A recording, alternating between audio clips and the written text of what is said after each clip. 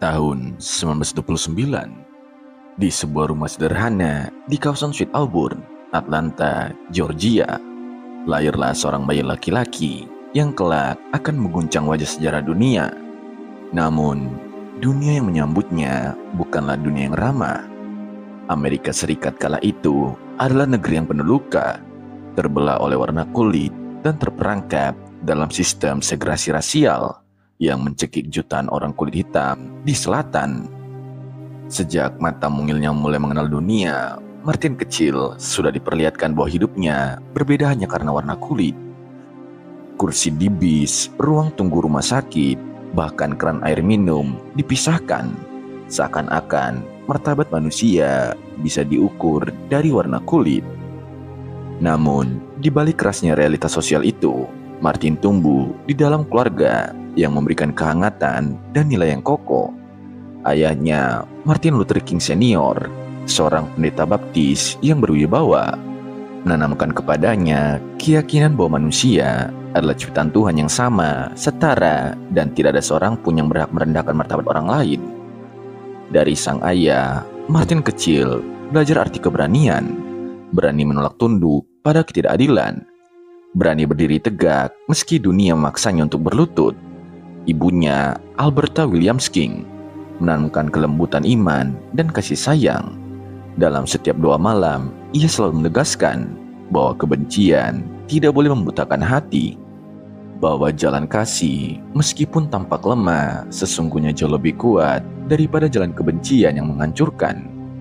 Tetapi tidak mudah bagi seorang anak kecil berusia 6 tahun untuk mengerti mengapa teman bermain kulit putih yang dulu akrab tiba-tiba dilarang orang tuanya untuk bergaul dengannya. Martin kecil menangis dan bertanya, kenapa mereka tidak mau main lagi denganku? Dan dari sang ayah, ia mendengar kata-kata yang akan mengantuinya sekaligus meneguhkannya seumur hidup. Karena warna kulitmu nak. Tapi ingatlah, kamu tidak boleh lebih rendah dari siapapun. Tuhan tidak pernah menciptakan anak yang hina. Bayangkan luka batin seorang anak yang masih polos dipaksa mengerti bahwa dunia memandangnya bukan dari siapa dirinya, melainkan dari warna kulit yang ia bawa sejak lahir. Rasa sakit itu adalah bara yang kelak tumbuh menjadi api perjuangan. Lingkungan Atlanta tahun 1930-an adalah laboratorium kekejaman sosial. Orang kulit hitam diperlakukan sebagai warga kelas 2, ditindas secara ekonomi, politik, dan sosial. Lying Sings, peristiwa brutal ketika orang kulit hitam digantung atau dibakar hidup-hidup oleh massa kulit putih, masih menjadi momok yang sangat menakutkan.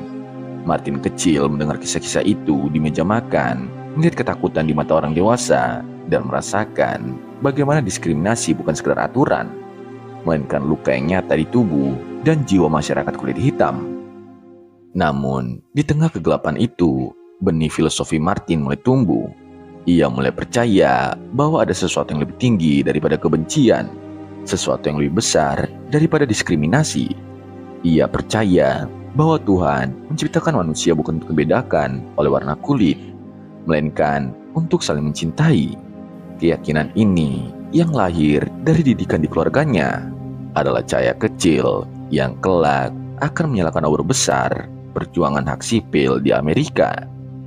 Martin kecil tidak hanya tumbuh sebagai seorang anak pendeta, ia juga tumbuh sebagai saksi luka sejarah bangsanya, dan luka itu bukan melemahkannya, tetapi justru membentuk dirinya. Sejak kecil, ia tahu dunia ini tidak adil, tetapi dari didikan iman, ia belajar bahwa manusia selalu punya pilihan, menerima ketidakadilan atau melawannya. Dan Martin memilih untuk melawan, bukan dengan senjata, melainkan dengan kata-kata, doa, dan cinta. Benih itulah yang kelak akan tumbuh menjadi pohon perjuangan besar, pohon yang berakar dalam keyakinan iman, batangnya ditempa oleh luka diskriminasi, dan ranting-rantingnya akan menjangkau seluruh dunia. Filosofi awal Martin Luther King Jr. sederhana tapi revolusioner, bahwa semua manusia tanpa terkecuali diciptakan setara oleh Tuhan. Dan dari benih kecil itu, sejarah dunia akan berubah.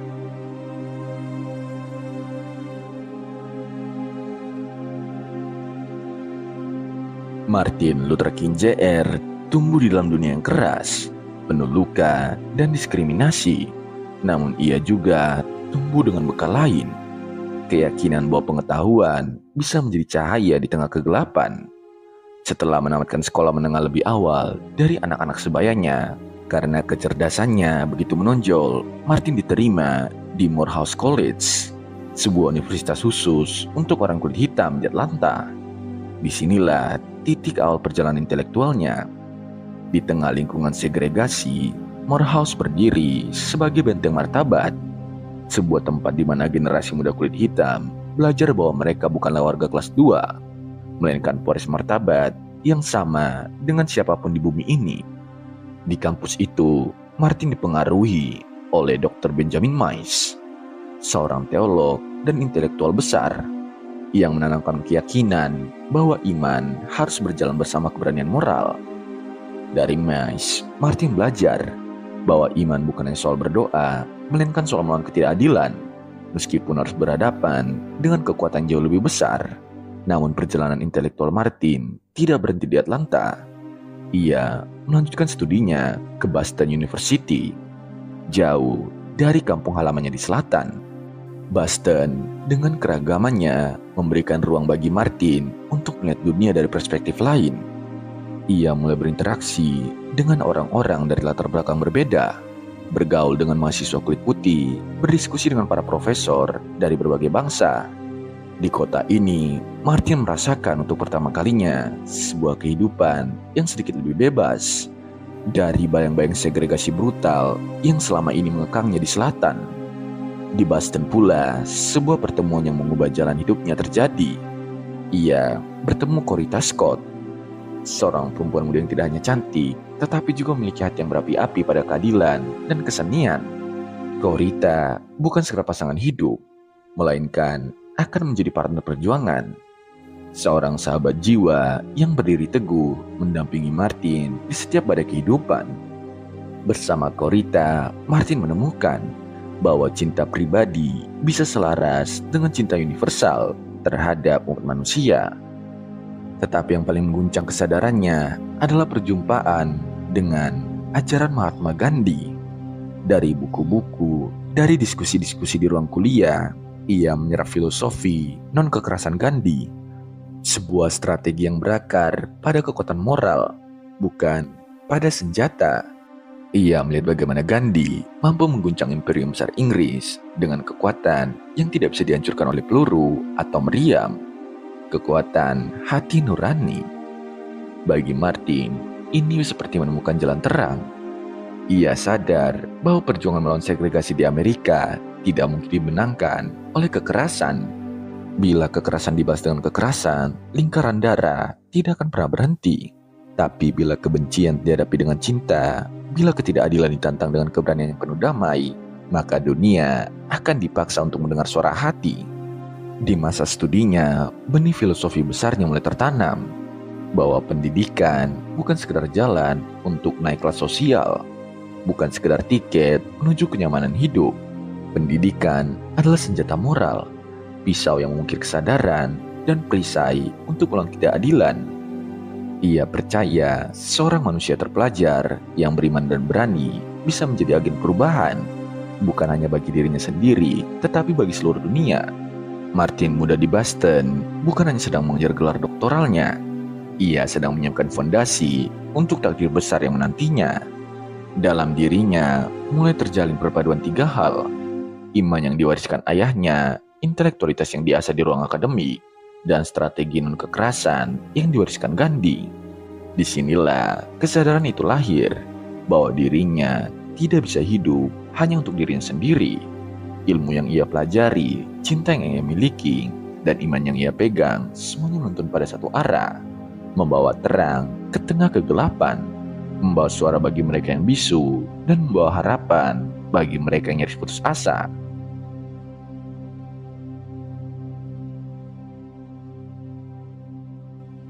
Tahun 1955, kota Montgomery, Alabama, tampak seperti kota kecil di selatan Amerika yang tenang. Namun di balik ketenangan itu, ada luka yang terus bernanah. Segregasi rasial yang mencekik kehidupan warga kulit hitam. Mereka harus duduk bagian belakang bis, berjalan di trotoar berbeda, bersekolah di bangunan reyot yang jauh dari standar. Bahkan air mancur untuk minum pun dipisahkan. Perbedaan itu bukan hanya aturan, melainkan penghinaan yang dilegalkan. Lalu sebuah peristiwa sederhana yang tampak kecil di permukaan menyalakan api yang tidak bisa dipadamkan. Rosa Parks, seorang penjahit berusia 42 tahun, pada malam tanggal 1 Desember 1955, duduk di kursi bis setelah seharian bekerja. Ketika seorang pria kulit putih naik dan supir memintanya menyerahkan kursinya, Rosa menolak. Ia tahu resikonya. Ia tahu ia bisa ditangkap. Dan benar, malam itu polisi menggiringnya ke penjara. Bagi sebagian orang, itu mungkin sekedar insiden. Namun bagi komunitas kulit hitam Montgomery, itu adalah simbol penghinaan terakhir yang tidak bisa lagi ditoleransi. Mereka memutuskan untuk melawan, bukan dengan senjata, bukan dengan amarah membabi buta, tapi dengan sesuatu yang jauh lebih berbahaya bagi sistem, persatuan dan keteguhan hati. Di titik inilah nama Martin Luther King muncul ke permukaan. Baru berusia 26 tahun, ia sebenarnya masih seorang pendeta muda di Dexter Avenue Baptist Church. Banyak orang menganggapnya belum berpengalaman, namun justru karena itulah ia dilihat sebagai sosok yang segar, tidak terbebani oleh konflik masa lalu. Malam itu, di sebuah pertemuan darurat yang penuh ketegangan, para pemimpin komunitas memilih Martin untuk memimpin gerakan boikot bus Montgomery. Ketika Martin berdiri untuk berbicara di hadapan ribuan orang di Holt Street Baptist Church, ia merasakan detak jantungnya berpacu. Lampu gereja bergetar, bangku kayu dipenuhi orang yang gelisah. Wajah-wajah mereka penuh rasa takut sekaligus harapan. Lalu Martin berkata dengan suara bergetar namun tegas, "Kita sudah terlalu lama menunggu hak kita. Kita tidak akan menggunakan kekerasan. Senjata kita adalah keadilan, keberanian, dan cinta kasih." Kata-kata itu meledak seperti petir. Malam itu, orang-orang yang berkumpul pulang dengan tekad bulat. Mereka tidak akan naik bis lagi sampai keadilan ditegakkan. Hari pertama boikot dimulai. Jalanan Montgomery dipenuhi warga kulit hitam yang berjalan kaki bermil-mil ke tempat kerja. Mereka membentuk jaringan antar jemput menggunakan mobil pribadi, bahkan menunggangi kuda atau sepeda. Supir-supir taksi kulit hitam menurunkan tarif hingga sama dengan harga bis, agar kaum miskin bisa tetap bekerja. Setiap langkah kaki itu adalah pernyataan bahwa mereka menolak tunduk. Namun perjuangan ini tidak tanpa risiko. Martin menjadi target utama. Bom dilemparkan ke rumahnya. Teleponnya berdering dengan ancaman pembunuhan setiap malam. Suatu malam, setelah mendengar keluarganya hampir celaka akibat ledakan, ia terduduk di dapur, hancur secara batin. Di tengah keputusasaan itu, ia berdoa dan ia mengaku mendengar bisikan iman. Berdirilah untuk kebenaran. Berdirilah untuk keadilan. Aku akan menyertaimu hingga akhir zaman. Doa itu mengubahnya. Ketakutan berubah menjadi keberanian. Dari saat itu, Martin tahu bahwa misinya lebih besar daripada hidupnya sendiri. Boikot yang awalnya diprediksi hanya bertahan beberapa hari, ternyata berlangsung 381 hari penuh penderitaan. Panas, hujan, rasa lelah, kehilangan pekerjaan, bahkan serangan fisik tidak menggoyahkan tekad mereka. Dunia mulai memperhatikan.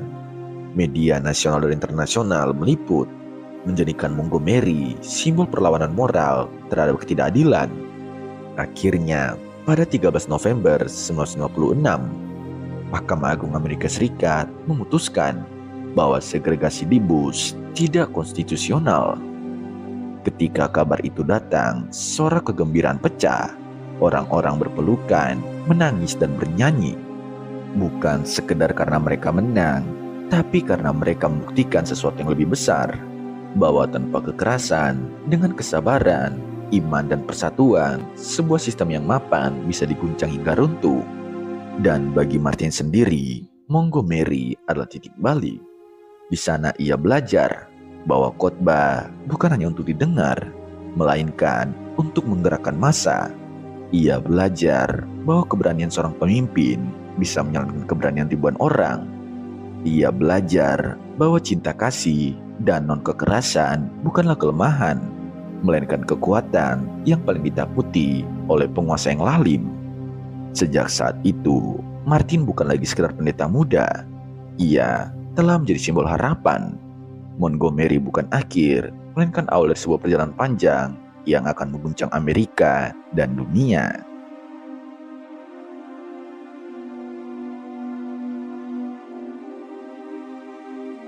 Setelah keberhasilan Montgomery Bus Boycott, nama Martin Luther King melambung ke panggung nasional Amerika. Ia bukan lagi sekedar pendeta muda di selatan, melainkan wajah dari sebuah gerakan besar yang sedang mengguncang fondasi bangsa. Amerika tahun 1960-an adalah negeri yang hidup dalam kontradiksi. Di satu sisi, ia mengaku sebagai tanah kebebasan dan demokrasi. Di sisi lain, jutaan warganya masih terbelenggu oleh diskriminasi rasial yang mengakar begitu dalam. Di celah itulah suara Martin muncul sebagai panggilan moral yang tidak lagi bisa diabaikan. King mulai berkeliling dari satu kota ke kota lain, memimpin aksi damai, menggelar protes, dan menyuarakan khotbah yang melampaui sekedar agama. Ia bicara bukan hanya kepada jemaat gereja, tapi kepada hati nurani bangsa. Setiap kalimatnya tidak hanya disusun dengan retorika indah, melainkan dengan keyakinan yang lahir dari penderitaan nyata kaumnya. Ia mampu mengubah rasa sakit menjadi kata-kata, dan kata-kata itu menjadi senjata yang lebih tajam daripada peluru. Puncak dari segalanya tiba pada musim panas 1963. Ratusan ribu orang berbondong-bondong ke Washington DC dalam sebuah demonstrasi raksasa yang kelak dikenang sebagai The March on Washington for Jobs and Freedom. Hari itu, langit tampak cerah, namun udara penuh dengan ketegangan dan harapan. Orang-orang berdiri berdesakan di depan Lincoln Memorial, monumen bagi presiden yang sahabat sebelumnya menandatangani pembebasan budak, namun kini masih melihat keturunannya terperangkap dalam belenggu diskriminasi. Di tengah kerumunan itu, Martin melangkah naik ke podium. Ia berdiri, sederhana namun penuh wibawa, dengan wajah yang mencerminkan kesungguhan. Ketika ia mulai bicara, suaranya menggema melalui pengeras suara, menembus panas siang, menembus dinding prasangka, menembus hati setiap orang yang mendengarnya. Dan lalu, kalimat itu lahir, kalimat yang akan selamanya menggetarkan sejarah. I have a dream. Bukan sekedar pidato, bukan sekedar impian seorang lelaki kulit hitam, tetapi sebuah visi moral tentang dunia yang lebih adil. Ia menggambarkan mimpi di mana anak-anak kulit hitam dan putih bisa berjalan bergandengan tangan. Mimpi di mana seseorang dihakimi bukan dari warna kulitnya, melainkan dari isi jiwanya. Mimpi di mana kebebasan bukan hanya slogan, tapi kenyataan yang bisa dihirup semua orang. Orang-orang menangis, ada yang berpegangan tangan, ada yang menatap langit, seakan sedang menyaksikan nubuatan yang turun di tengah mereka. Setiap kata yang diucapkan Martin terasa seperti janji yang sudah terlalu lama ditunda oleh sejarah. Janji yang kini ditagih dengan air mata dan doa. Pidato itu tidak hanya menyatukan masa yang hadir hari itu. Ia menembus layar televisi, masuk ke ruang-ruang keluarga di seluruh Amerika, bahkan melintasi batas negara hingga menggema di dunia internasional. Martin Luther King Jr. telah menjadikan mimpi sebagai senjata politik dan spiritual. Ia menunjukkan bahwa mimpi bukanlah sekedar angan kosong, melainkan utang moral yang harus ditagih dari bangsa yang selama ini membanggakan diri mereka sebagai tanah kebebasan. Sejak hari itu, dunia tidak lagi sama. Martin bukannya pemimpin kulit hitam, ia menjadi nabi modern bagi keadilan. Namun, ia juga tahu bahwa setiap kata yang diucapkannya, setiap mimpi yang dibagikannya akan menambah jumlah musuh yang internetnya hancur. Filosofi dari momen ini jelas. Mimpi bukan sekadar angan-angan, melainkan janji yang ditulis dalam sejarah. Janji yang harus diperjuangkan meski dengan darah, air mata, dan pengorbanan. Ratusan ribu orang yang hadir di Washington dari segala usia, warna kulit, dan latar belakang pulang dengan dada bergetar. Mereka percaya untuk pertama kalinya bahwa perubahan bukan sekedar mungkin, tetapi sedang terjadi di depan mata mereka. Martin sendiri turun dari podium dengan hati bergetar. Ia telah mengucapkan sesuatu yang jauh lebih besar daripada dirinya. Ia tidak hanya memimpin gerakan, ia telah meniupkan api ke dalam jiwa sebuah bangsa. Di balik sorak-sorai, di balik lautan manusia yang menaruh harapan padanya, Martin Luther King Jr. tahu bahwa setiap langkah yang ia ambil berarti ia juga sedang berjalan di tepi jurang. Popularitasnya memang semakin besar. Wajahnya menghiasi surat kabar. Suaranya menggema di gereja, televisi, bahkan di lorong-lorong gedung putih. Namun, bersama popularitas itu, bayangan gelap pun ikut tumbuh. Semakin banyak orang mencintainya, semakin banyak pula yang membencinya. Rumahnya tidak lagi sekedar tempat berlindung. Itu menjadi sasaran kebencian. Suatu malam, bom meledak di beranda rumahnya, tempat di mana istrinya, Corita, dan anak-anaknya mereka yang masih kecil sering bermain. Hanya keberuntungan yang menyelamatkan mereka dari maut. Bayangkan seorang ayah muda yang baru saja pulang dari memimpin rapat perjuangan mendapati rumahnya berantakan. Keluarganya ketakutan dan anak-anaknya menangis karena mereka nyaris menjadi korban atas keyakinan ayah mereka. Itu adalah luka yang tidak pernah hilang. Luka yang mengajarkan bahwa perjuangan besar selalu menuntut harga yang mahal. Dan bayangan itu bukan hanya datang dari kelompok supremasi kulit putih yang terang-terangan membencinya.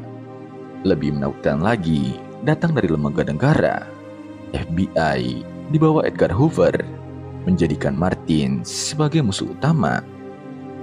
Mereka menyadap teleponnya, mengintai pergerakannya, bahkan berusaha menghancurkan nama baiknya.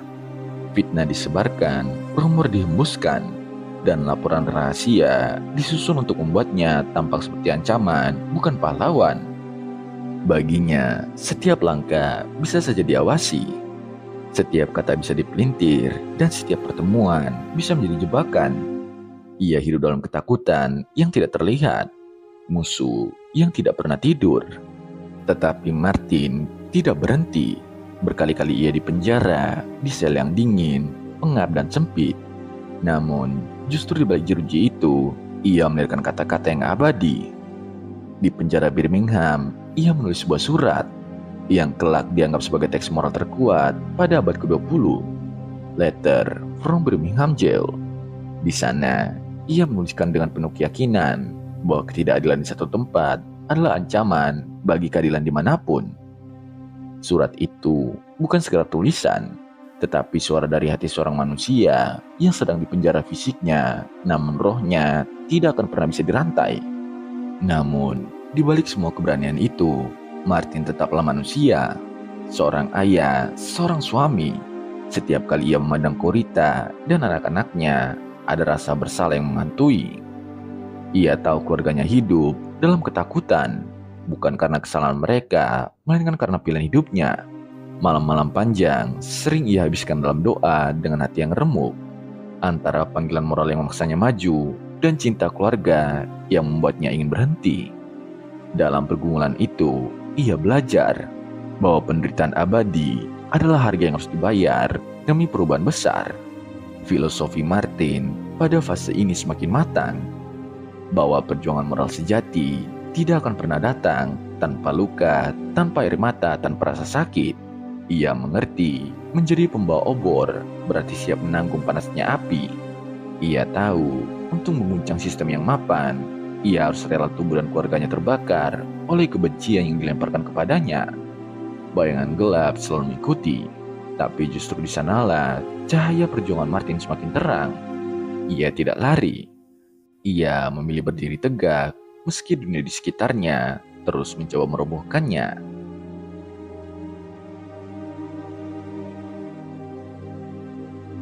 Tahun 1968, Amerika berada di tengah badai sosial yang semakin mengguncang fondasi negara. Martin Luther King Jr. bukan lagi sekedar pemimpin hak sipil. Ia sudah menjadi suara moral dunia. Namun perjalanan hidupnya kini memasuki babak paling gelap. Babak yang akan menutupi kisah hidupnya, tetapi sekaligus membuka bab baru dalam sejarah umat manusia. Kali ini, perjuangannya membawanya ke Memphis, Tennessee. Bukan untuk berbicara di gedung megah atau di depan kamera besar, melainkan untuk berdiri bersama para pekerja sanitasi kulit hitam. Mereka adalah orang-orang yang dianggap paling rendah dalam struktur sosial Amerika kala itu. Pekerjaan yang setiap hari mengangkut sampah, tetapi justru diperlakukan seperti sampah oleh sistem. Gaji mereka sangat kecil, kondisi kerja mereka berbahaya, dan diskriminasi merajalela. Dua pekerja bahkan tewas terjepit dalam truk sampah. Simbol nyata betapa murahnya nyawa orang kulit hitam di mata kekuasaan. Martin datang ke Memphis karena ia tahu perjuangan hak sipil bukan hanya soal memisahkan kursi di bis atau hak memilih di kotak suara. Itu juga soal keadilan ekonomi. Baginya, tidak ada kebebasan sejati jika tidak mampu membeli makanannya, katanya suatu kali. Namun, di Memphis, suasana terasa berbeda. Martin tampak lelah. Tubuhnya yang pernah bersemangat, kini sering terlihat letih. Ancaman pembunuhan semakin nyata. Ia tahu FBI terus membuntutinya. Telepon gelap, surat ancaman, bahkan bisikan di telinganya bahwa ajal sudah dekat. Semua itu ia dengar. Semua itu ia rasakan. Lalu tibalah malam 3 April 1968. Di Mason Temple, gereja penuh sesak oleh ribuan orang yang datang mendengar suaranya. Hujan deras mengguyur kota. Guntur menggelegar di langit, seolah alam sedang merasakan beratnya momen itu. Martin berdiri di mimbar, wajahnya tampak lebih pucat dari biasanya. Namun suaranya justru semakin membara. Ia menyampaikan pidato terakhirnya yang kemudian dikenal sebagai "I've been to the mountain top". Kata-katanya seperti datang dari seorang nabi yang sudah melihat masa depan. Ia berbicara tentang perjuangan buruh, tentang harapan, tentang keberanian. Namun kemudian suaranya berubah menjadi lebih berat, lebih dalam, seakan tidak hanya berbicara pada masa di hadapannya, tetapi kepada seluruh umat manusia. Ia berkata, "Saya mungkin tidak sampai ke sana bersama kalian, tetapi saya ingin kalian tahu malam ini bahwa kita sebagai sebuah bangsa akan sampai ke tanah perjanjian, dan saya sudah melihatnya dari puncak gunung." Kata-kata itu menggema membuat banyak orang merinding, seolah ia sudah tahu bahwa waktunya hampir habis. Malam itu, pidatonya bukan lagi sekedar politik. Itu adalah sebuah perpisahan yang samar. Doa terakhir dari seorang pejuang yang siap mati untuk kebenaran. Keesokan harinya, 4 April 1968, Martin berdiri di balkon kamar 306, Lorraine Motel. Senyumnya tipis, tubuhnya tampak letih, namun matanya masih menyala. Lalu sebuah peluru menembus tubuhnya. Dunia terdiam. Sang nabi keadilan runtuh. Tetapi ironinya, di saat tubuh Martin jatuh, jiwanya justru bangkit lebih tinggi dari sebelumnya. Ia telah menyiapkan semua orang untuk momen itu. Pidato terakhirnya menjadi nubuatan. Ia tidak lagi hadir secara fisik, tetapi perjuangannya menjadi abadi. Kematian Martin Luther King membuktikan sebuah kebenaran. Hidup seseorang bisa diakhiri, tetapi perjuangannya tidak bisa dibunuh. Peluru bisa merobek tubuh, tetapi tidak bisa membunuh mimpi. Dari Memphis, dari darah seorang pejuang, lahirlah keyakinan baru bahwa keadilan selalu menemukan jalannya, meski harus memulai pengorbanan. Bayangkan malam itu, pidato terakhirnya, sorot mata yang seolah sudah melihat sesuatu yang tidak bisa dilihat oleh orang lain. Kata-kata yang terdengar seperti pesan terakhir dari seorang utusan. Aura mistis menyelimuti setiap kalimat, dan esoknya saat tubuhnya terbaring tak bernyawa, dunia tahu ia memang sudah bersiap. Martin Luther King pergi bukan sebagai seorang korban, tetapi sebagai seorang martir. Malaikat kematian mungkin berdiri di sisinya, tapi ia menyambutnya dengan tenang, karena ia sudah melihat tanah perjanjian, dan ia percaya bangsanya akan sampai di sana.